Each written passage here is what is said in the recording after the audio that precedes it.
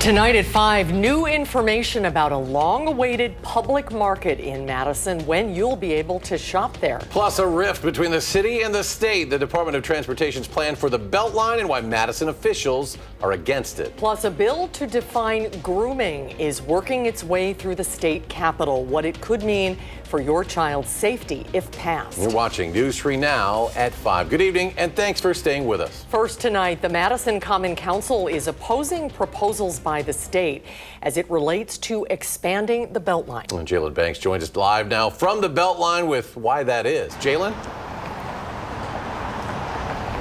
Eric and Susan, a mayoral proposal co-sponsored by City Alders has brought forth criticizing proposals expanding the Beltline and how it would impact residents. Some of the proposed changes include adding more lanes to the Beltline and adding 20 more miles to its length. And speaking with one Madison Alder, the displacement of homes is a big reason why members of the council oppose some of the proposals. And speaking with the Wisconsin Department of Transportation, they tell me what has been presented to the city so far as a planning and environmental linkages study, which is just the first step in a long process to getting to preferred construction improvements for the Beltline.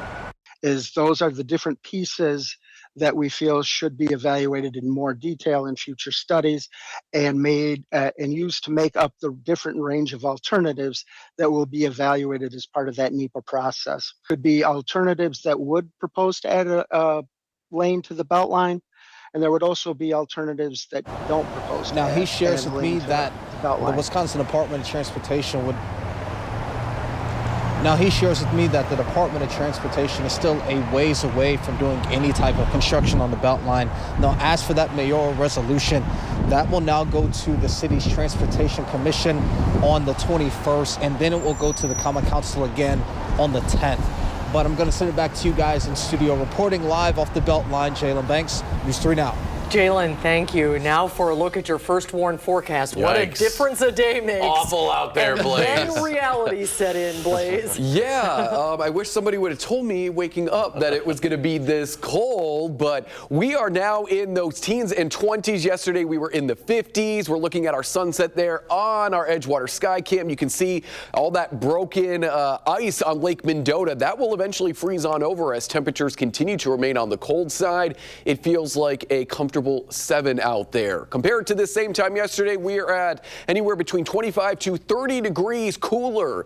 That cold front has moved on through and has welcomed back those winter-like temperatures. Partly cloudy tonight, breezy with temperatures hanging out kind of where we should be for this time of year, give or take a few degrees in those single digits to low teens.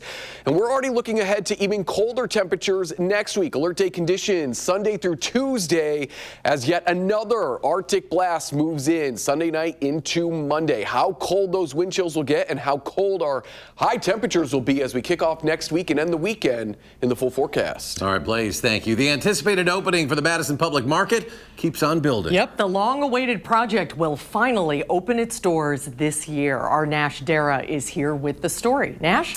Hey, Eric and Susan. The city has been patiently waiting for the debut of the Madison Public Market for 2 decades, but now we only have to wait just a couple of more months. Shared on its website along with some of the market's new merchants was the announcing of the soft launch opening this coming March. The building has 28 to 31 permanent booths, but also has a variety of other spaces that are available by the day, week, and/or year to keep the market fresh each and every new visit. This is a place where Madison can see itself reflected in all of its forms and identities and cultures. We want to be that place where if you said you visited Madison and you didn't come to the public market, then you didn't really visit Madison. So you would get a lot of different flavors of Madison all in one place and just feel like you got a great representation of what the city is about. You get to witness the heart and soul of it in action. And so we're very much looking forward to that. Harrison also said back in 2018 before COVID was the last time the market had this much momentum. The city took charge of the construction and renovation on the building through their various funds and modalities. Then the Madison Public Market Foundation continued operations with different levels of fundraising. One of the confirmed merchants at the market is Artworking, a professional art studio that supports artists with disabilities. It's really exciting for our constituents here at Artworking to be able to be represented at the public market. A lot of people, may not be eloquent speakers, or they may not have easy ways to represent themselves in the community. And so the idea that everybody, regardless of their disability, can use their abilities to have a voice in the community and to be seen alongside their non-disabled peers in such a beautiful and high-profile opportunity as the Madison Public Market.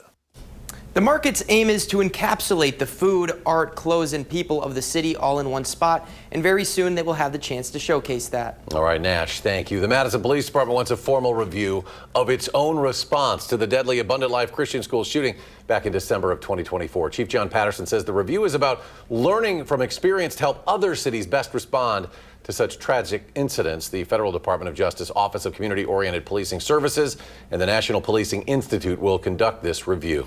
A critical response team will review all relevant information pertaining to the shooting, and that will include 911 call logs, police video, department policies, reports, and media coverage.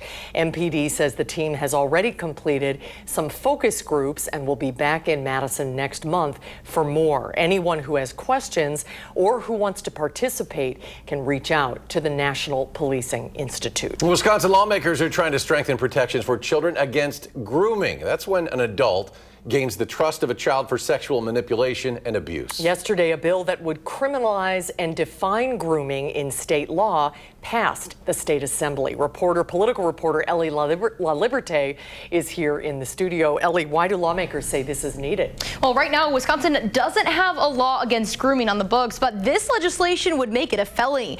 That means a grooming charge could carry up to 10 years in prison and a fine of $25,000. Now, under current law, child enticement is a felony, but this legislation would define grooming in state law as a series of actions made with the intention to condition, lure, or entice a child for the purpose of engaging in sexual activities. Child safety advocates say the legislation closes a gap in the law. It's really important because in our culture, we need to kind of go upstream, as they say, right? Like instead of helping people after abuse happens, what is prevention?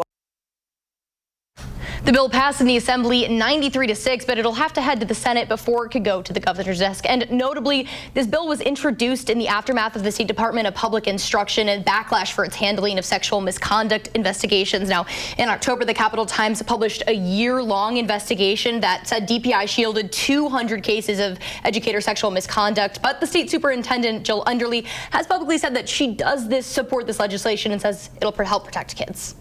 Right. Ellie LaLiberte reporting tonight. Ellie, thank you. While neighboring Minnesota deals with the fallout from accusations of child care fraud, Wisconsin officials are reviewing the Badger State's own safeguards. A 2009 legislative audit found millions of dollars in improper subsidy payments were made to the state's child care providers. $4 million in improper payments were the result of errors or fraudulent reporting regarding child attendance records. That led the legislature to make several changes to standard procedures, including an expansion of staff that looks into program integrity. How do you know when it's fraud? How many approved days can you be absent? And there's a limit on that. And if the kid's absent more than that and we're paying for it, that's going to trigger a review. It might trigger a clawback and recovery of money, and it's going to go into that program integrity investigation. The Department of Children and Families can also collect money from providers if they go out of business. It can also revoke a license and subsidy payments for people previously convicted of crimes relating to the operation of a business. Well, today, roughly 400 to 500 students in Madison walked out of class to protest. These were students from East and West high schools, also middle schoolers, calling out ICE after it was involved in the death of a woman in Minneapolis. Our Tanisha Shaw is at the Capitol with more. Madison students walking in the cold to put some heat on ICE. People are getting shot, people are getting killed, people are getting deported. I mean, I can't stand it. This issue is actually affecting the people at these schools. There are, like immigrants, there are a lot of people that would be affected by what's happening in America right now. Everyone that I spoke to said what happened in Minnesota not only impacted those in Minneapolis, but it also impacted the city of Madison. Because I know a lot of people who have, their parents are living in fear, and I think it's really important because as a unit we have a lot of power. If we don't do something about it right now, we're going to miss our chance and things are going to get to a point where we can't go back. A lot of students protesting after seeing this viral video on social media of the incident, showing an ICE agent shoot a woman, Renee Good, while she's in a car in Minneapolis. The Department of Homeland Security say Good tried to kill the Immigration Custom and Enforcement agents. I think that it's really inhumane and horrible. Respect that they have a job to do, whether you agree or disagree with that job. That's Brian Landers. He's the founder of Expert Witness Services and a former officer. He says it's best to comply when getting arrested. You may not like it as a resident or a citizen. They may not like it as a law enforcement officer, but they're doing what they're told and what they're assigned to do. That's their job. To potentially interfere with that is inherently dangerous. Lander says he understands that being detained can raise questions, but everyone, whether they're in the U.S. legally or not, will have their day in court. Not only will a judge review the charges against them, but then a judge will also have to decide what to do with that person as well. So for people that are on a immigration hold, a judge will make a determination if the arrest was valid. Reporting in Madison, Tanasia Shaw, News 3 Now. Thank you, Tanasia. Up next at 5, millions of Americans could see part of their paychecks taken away. What student loan borrowers behind on their payments need to know to avoid wage garnishment by the federal government. And temperatures were warm yesterday, earlier this week, and I think we broke a record yesterday, but reality set in. The cold is back. Boy, look at the sunset, though. Very pretty tonight. Meteorologist Blaze Keller will tell us how cold things will get in his first warm forecast. Quick check of Wall Street. The Dow ends today down 42 points. NASDAQ a bigger slide, falling 238. S&P loses 37. We'll be right back. You're watching News 3 Now at 5. More than 5 million people who borrowed money from the Department of Education to pay for college are now at risk of seeing their wages garnished. Well, Sarah Carlson is here with what borrowers should know and what you can do to prevent that. Sarah? Hi, Susan and Eric. The Department of Education is sending out notices to borrowers who are behind on student loan payments. Now, when you miss even one payment, you are considered delinquent. And then once a payment is 90 days late, credit bureaus are alerted, which will impact your credit score. After 270 days without payment, you are considered in default. The Department of Education says the government can take up to 15% of your paycheck directly without going to court if you are in default. Anyone who is in default should contact their loan servicer immediately. And there are options like loan rehabilitation, making payments in increments, consolidation, or switching to an income repayment plan. And of course, if you're uncertain of where to begin, you can reach out to the Wisconsin Coalition on Student Debt for help. That is the helpline number. They'll connect you with a specialist to help you navigate all of this. That number is on your screen, 833-589-0750. And the most important thing is to act now before the government can start taking any money from your paycheck. Susan and Eric. All right, Sarah, thank you. Heads up for anyone headed downtown this weekend. Part of Bassett Street will be closed, so crews can remove a crane. Bassett will be closed to traffic from West Johnson and West Dayton. The closure begins Friday. It'll end Sunday. Pedestrian access will be open on the west side of North Bassett. Metro's Bassett stop at Dayton will be relocated to West Dayton Street. Well, people without permits can head to Dane County parks this weekend. Park access is always free, but winter activities like cross-country skiing typically require a permit. The permit-free weekend also coincides with the DNR's winter-free fishing weekend. People without licenses, trout or salmon stamps, can fish in most state waters. You can find a link to the DNR's safe eating guidelines and its hook and line regulations in this story linked at channel3000.com. Let's go over to Blaze now. What will the weather look like for those weekend activities? Bundle up, right? Yeah, definitely. We're going to see a lot more winter coats out there, gloves, hats, scarves. We maybe put them away over the last few days, but winter is not done with us yet. We got into the 50s yesterday, much colder today. And as we look ahead to the weekend and even beyond, we're going to continue to remain on the cooler side, especially Monday and Tuesday. We're looking at single-digit highs and wind chill values possibly getting as cold as 30 degrees below zero. So we are not done with winter yet. What's going on big picture? Well, a high pressure system is beginning to exit, so that's going to bring in some cloud cover as we go into later parts of Thursday with some snow showers developing by the late afternoon. Then our next low pressure system that kind of changes everything moves on in almost directly out of Canada, moving south. And that's important, and I'll touch on why here in just a moment. But this is going to bring scattered snow showers throughout the day on Friday. Temperatures will climb briefly back into the 30s before we cool on down. We're going to be sandwiched between that exiting low and a strong high pressure system, those northerly winds pulling down Arctic air in time for Sunday night into Monday. So the snow shower activity with this low is likely going to wrap up as we go into the end of Sunday, the start of Monday. So Thursday, Friday, Saturday, and Sunday, expect snow, but it's not going to be a heavy snow. This is going to be on the lighter, fluffier side, probably 1 to 2 inches, maybe isolated spots of 3 to 4 in some spots as we go throughout the next couple of days. So this is not going to be all at once. So if you are going to be heading out this weekend, whether it's taking part in the free weekend or just out and about, you're going to definitely want to bundle up. You can take the First Warn Weather app with you to track out those snow showers because we'll likely see some reduced visibility on the road. Once this low moves on out, it pulls down the Arctic air, and it's going to send our wind chill values to anywhere between 20 to 30 degrees below zero, especially Monday morning. That's when our wind chill values could be as cold as 30 to 35 degrees below zero. This is Arctic air coming out of parts of Alaska, the Arctic Circle, even parts of Russia as this system pulls its way down. So take a look at what's going to be unfolding here over the next couple of days. This is our blast initially of cooler air following our warm-up on Friday. But pay attention to where my finger's pointing. You're going to watch that cold come all the way down. This is our next blast of Arctic air as that warm air surges up into parts of Alaska. Again, if they're warming up, we're cooling down. So we're expecting the coldest day there to be Monday when high temperatures don't even get into the double digits. But believe it or not, this has been a fairly warm first half of the month.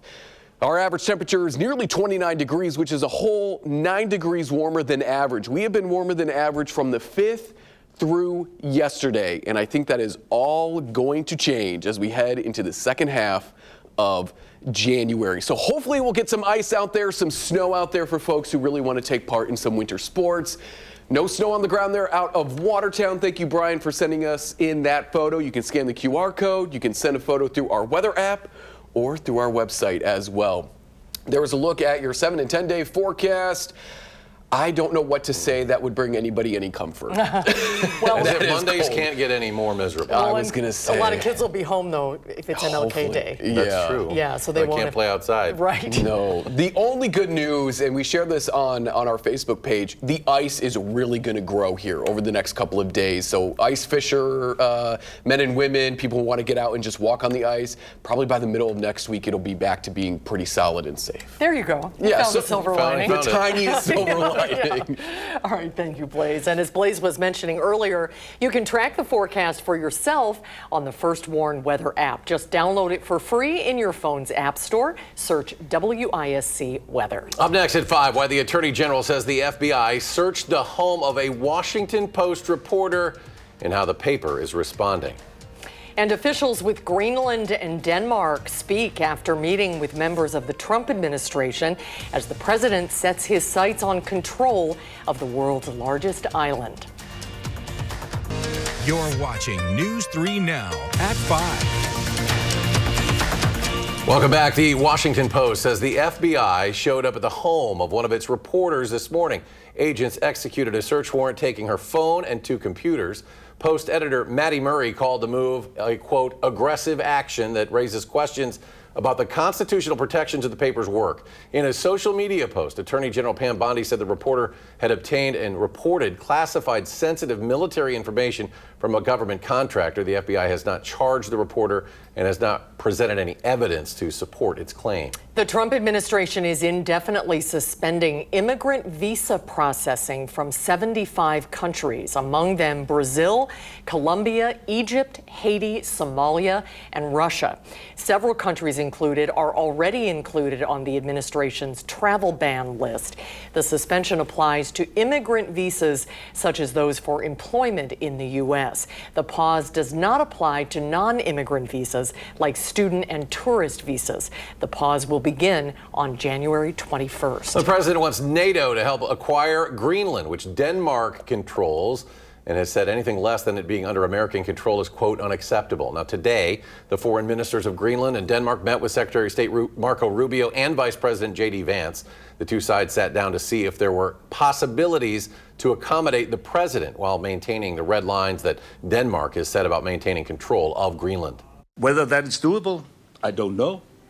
I hope, and I would like to express that it could take, down the temperature.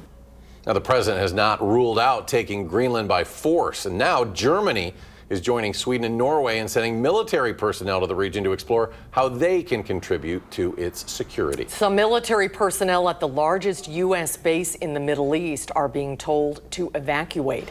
About 10,000 U.S. troops are stationed at the air base in Qatar. The directive to leave comes after the president threatened to take military action against the Iranian regime as it continues its deadly crackdown on anti-government protesters. Iran targeted this base specifically after the U.S. struck its nuclear facilities in June. And stay with us. Blaze will be back with a final check of your First One forecast after a short break. Coming up tonight at 6, a Wisconsin man headed to the Paralympics to represent the U.S. in curling. Sports reporter Kay Racine shares his story. The next 30 minutes, top of the hour News 3 Now at 6. Well, this Saturday, you can watch the divisional round of the NFL playoffs right here on WISC TV. The Buffalo Bills will take on the Denver Broncos at 3:30, and the winner heads to the AFC Championship game. And Blaze is back. A final check of the forecast. And it's going to be a cold one from here on out. Temperatures in the teens, but it will feel much colder than that as winds still remain breezy out of the northwest, becoming partly cloudy overnight ahead of a cloudier Thursday, ahead of some snow beginning later Thursday afternoon and continuing through the weekend. Stay inside this weekend and watch that game because it's going to be a chilly one. Good advice. Thank you, Blaze. Thanks for watching at 5, everybody.